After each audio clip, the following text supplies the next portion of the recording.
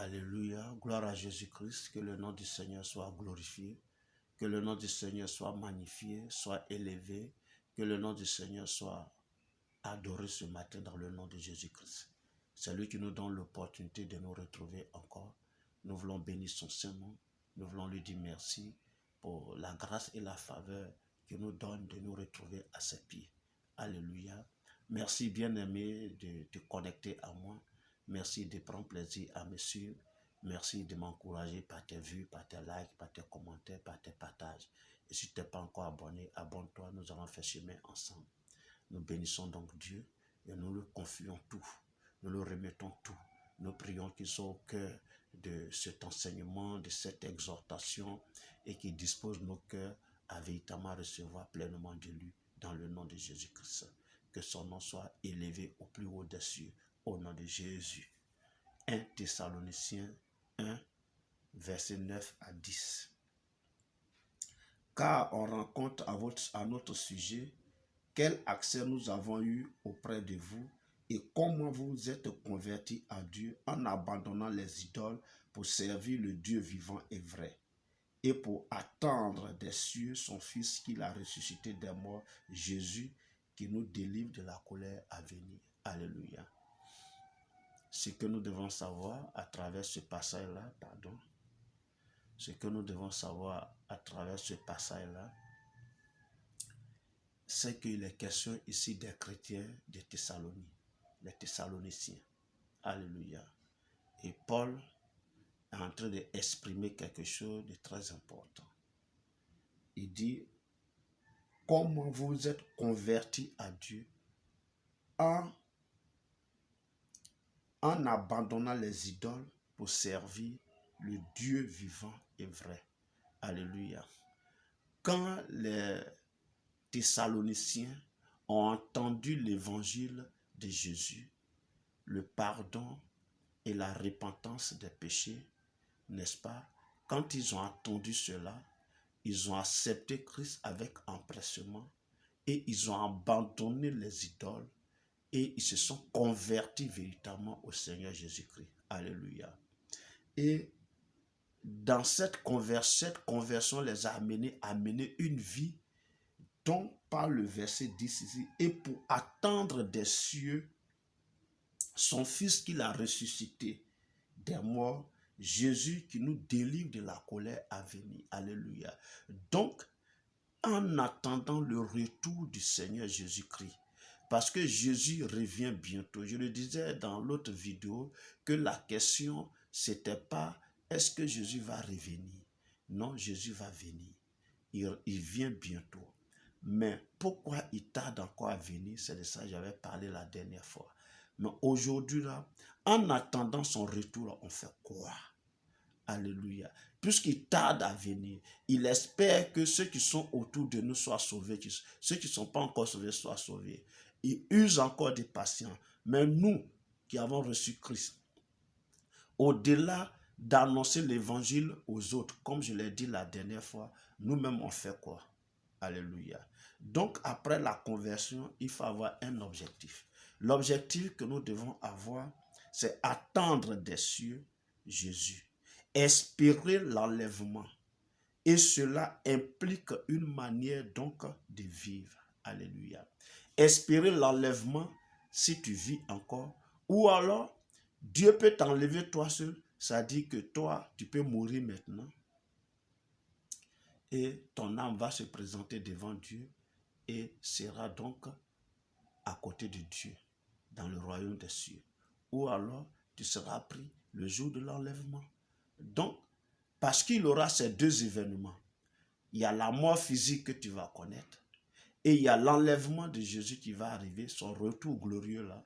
Alors, tu dois t'apprêter. Et pour cela, tu dois mener une vie qui est agréable à Dieu. Tu dois mener une vie qui loue Dieu. Tu dois mener une vie qui célèbre Dieu. Tu dois mener une vie que Dieu agrée. Par ta manière de te conduire, par ta manière de faire, ton attitude. Regardez un peu les chrétiens de Thessalonique. David dit que ouais, ils ont abandonné les idoles. Quand on dit on a abandonné les idoles, c'est-à-dire on a abandonné le péché. On a abandonné les pratiques dans lesquelles nous étions. On a abandonné la mauvaise vie, les paroles déshonnêtes, les critiques, les bérets. On a abandonné, comment je vais dire ça, les médisances, les calomnies, les mensonges, les faux témoignages. On a abandonné ça. Les mauvais caractères, les caractères belliqueux, les caractères de méchanceté, les caractères de sorcellerie même. Vous voyez, on abandonne tout ça. Et puis bon, peut-être on était un abonné des marabouts, des féticheurs. On abandonne tout ça. On n'est plus dans le maraboutage, dans le charlatanisme, dans le fétichisme. On quitte tout ça là. Alléluia. On abandonne tout. Et désormais, on remet nos vies entre les mains du Seigneur.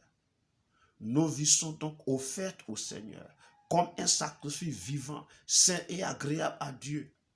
Alléluia. Et notre intelligence est transformée. Nous ne nous conformons plus au siècle présent, mais nous vivons conformément à la volonté de Dieu. Nos ennemis, nous les aimons. Quand quelqu'un nous fait du mal, on réplique par le bien. Alléluia.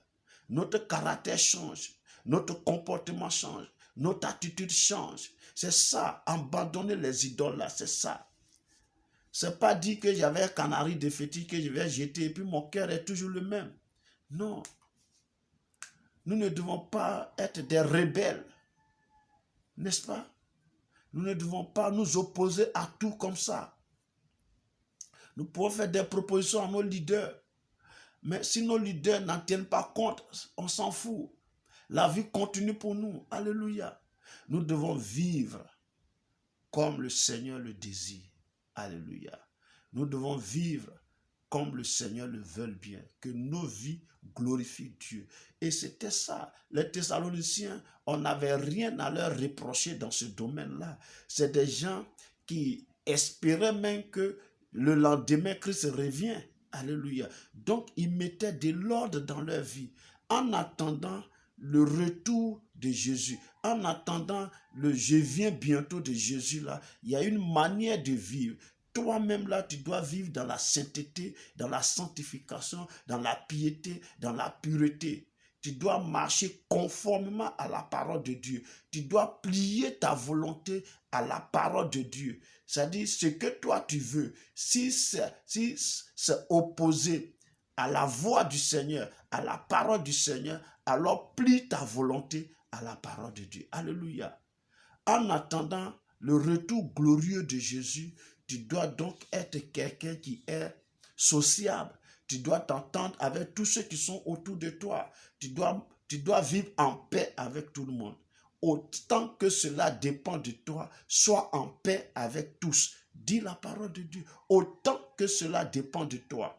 C'est-à-dire, à ton niveau, ça ne doit pas être le problème. Le problème doit être de l'autre côté. C'est-à-dire, tu dois mener toutes les tentatives pour réconcilier, pour concilier, pour qu'il y ait la paix. Mais si les autres ne veulent pas, ok, ce n'est plus de toi. Toi, tu as fait ce que tu voulais faire. C'est quoi la Bible? Autant que cela dépend de toi, sois en paix avec tous. Alléluia.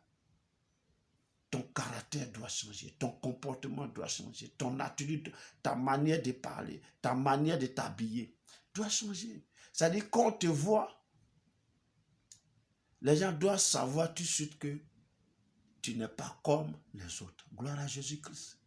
Quand on te voit, on doit reconnaître automatiquement que tu es différent. Alléluia. Parce que tu ne dois pas être comme les autres. Gloire à Jésus-Christ. Tu ne dois pas être comme les autres. Amen. Tu es un enfant de Dieu. Et tu dois, parce que tu dois, pourquoi est-ce que tu dois mener une telle vie même d'abord? Parce que tu ne maîtrises pas la date de ta mort. Tu peux mourir maintenant. Amen. Et si tu meurs maintenant, il faut que ton âme soit sauvée, premièrement. Mais en même temps, le retour même de Jésus, là, on l'a lu la dernière fois, dans 2 Pierre 3, là, il dit, mais le jour du Seigneur viendra comme un voleur. Bon, quelqu'un qui va venir comme un voleur, c'est-à-dire il va te surprendre. Voyez un peu, c'est-à-dire 2 événements qui vont te surprendre. La mort va te surprendre et le retour de Jésus va te surprendre. Pour ces 2 choses seulement là, tu dois chaque jour remettre en question ta vie. Tu dois chaque jour travailler à ta vie. Tu dois toujours travailler à ton salut, à la vie éternelle. Chaque jour, tu dois prier pour que le Seigneur te donne la capacité à discerner le péché sur ton chemin, pour que tu puisses le dévier, le fuir même. Alléluia. La capacité à résister à la tentation. C'est-à-dire, devant toute chose, tu dois être capable de voir que si tu réagis de telle manière, tu pêches. Et si Christ te trouvait là comme ça, tu risques de ne pas partir. Alléluia. Donc tu dois permanemment vivre dans la crainte de Dieu. Tu dois permanemment vivre dans la crainte de Dieu. Alléluia. Tu dois permanemment vivre dans la crainte de Dieu. C'est de ça qu'il est question. En attendant le retour de Jésus là, fais comme les Thessaloniciens. Abandonne les idoles. Abandonne le péché. Abandonne la mauvaise façon de vivre. Détourne-toi de ces choses et marche désormais conformément à la parole de Dieu.